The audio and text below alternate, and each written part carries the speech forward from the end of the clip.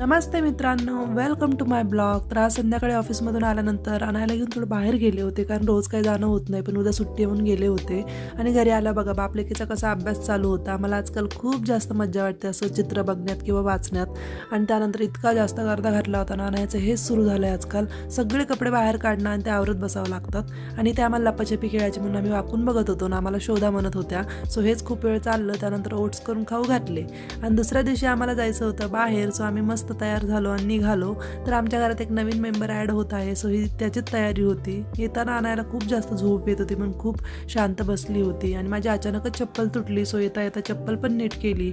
घरी आला ते चेंज केलं, तिला खाऊ पिऊ घातलं आणि छान असं झोपी घातलं. आणि मला पण भूक लागली होती, म्हटलं काय खावं, जास्त भूक नव्हती म्हणून म्हटलं बेस्ट ऑप्शन आहे मॅगी करावी. सो मस्त मॅगी करायला घेतली आणि ही गरमागरम मॅगी, आणि मी त्यात अजून चिली पावडर ॲड केलं होतं, इतकी मस्त लागत होते. आणि असा दिवस संपला. थँक्यू.